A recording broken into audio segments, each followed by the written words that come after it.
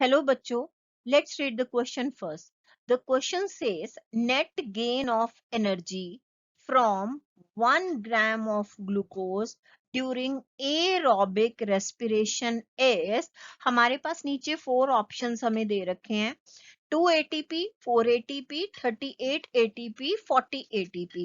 तो सबसे पहले हम इस क्वेश्चन का की कॉन्सेप्ट देखें तो की कॉन्सेप्ट में हमने बताना है कितने एटीपी प्रोड्यूस हुए।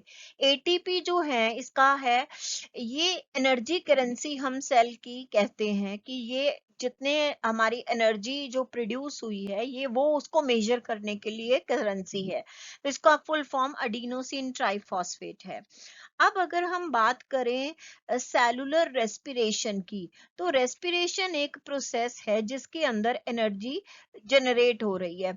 अब सेलुलर रेस्पिरेशन जो है वो दो तरह का होता है, एक होता है एरोबिक रेस्पिरेशन जो कि ऑक्सीजन की प्रेजेंस में होता है, और दूसरा हमारे पास होता है एनेरोबिक रेस्पिरेशन जिसके अंदर ऑक्सीजन एब्सेंट होती है। अब क्योंकि हमारे क्वेश्चन में हमें एरोबिक रेस्पिरेशन पूछा है, तो हमारे रेस्पिरेशन में मेन 3 स्टेप्स होते हैं। एक स्टेप है ग्लाइकोलाइसिस, जो सेकंड स्टेप है उसको हम कहते हैं टीसीए साइकिल या क्रेब साइकिल, और थर्ड हमारे पास यहाँ पे है इलेक्ट्रॉन ट्रांसपोर्ट चेन या फिर हम इसको कहते हैं इलेक्ट्रॉन ट्रांसपोर्ट सिस्टम। तो अब हम सबसे पहले ये देखें कि जो ग्लाइकोलाइसिस का प्रोसेस है, ग्लाइकोलाइसिस जो है वो एरोबिक एंड एनारोबिक दोनों में होता है, और ये फर्स्ट स्टेप है रेस्पिरेशन का। यहाँ पे जो ग्लूकोज है उसकी पार्शियल ऑक्सीडेशन हो रही है और वो कन्वर्ट हो रहा है 2 मॉलिक्यूल्स ऑफ पायरुवेट में। तो यहाँ पे हमारे पास टोटल 4 एटीपी बनते हैं इस प्रोसेस में, उसमें से 2 एटीपी जो हैं वो कंज्यूम हो जाते हैं। तो 2 एटीपी जो है वो कंज्यूम हुए तो हमारे पास जो नेट यहाँ पे बचा वो बचे 2 एटीपी, यानी फर्स्ट ग्लाइकोलाइसिस में 2 एटीपी हमारे पास प्रोड्यूस हुए।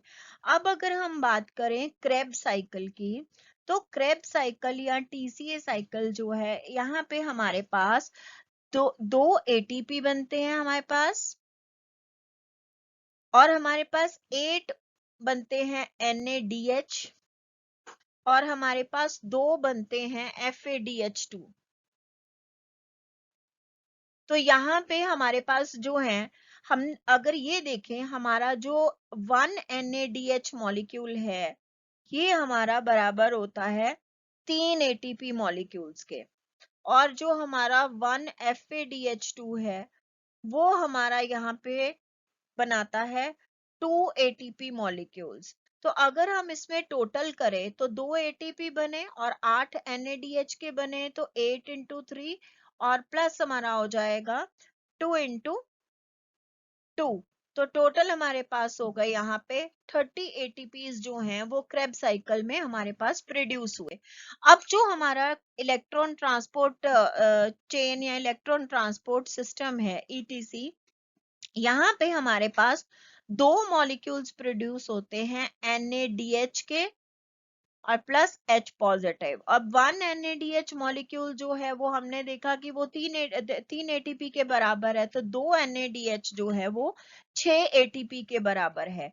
तो अगर हम तीनों स्टेप्स में देखें तो ग्लाइकोलाइसिस में हमारे पास 2 ATP आए, इलेक्ट्रॉन ट्रांसपोर्ट में हमारे पास 6 आए, और क्रेब साइकिल में हमारे पास 30 आए। तो टोटल हमारे पास यहाँ पे 30 ATP जो है वो प्रोड्यूस हो रहे हैं। और ये 30 ATP अगर हम देखें तो हमारा जो ऑप्शन सी है वो हमारा करेक्ट आंसर है। I hope you understood the question well. Best of luck.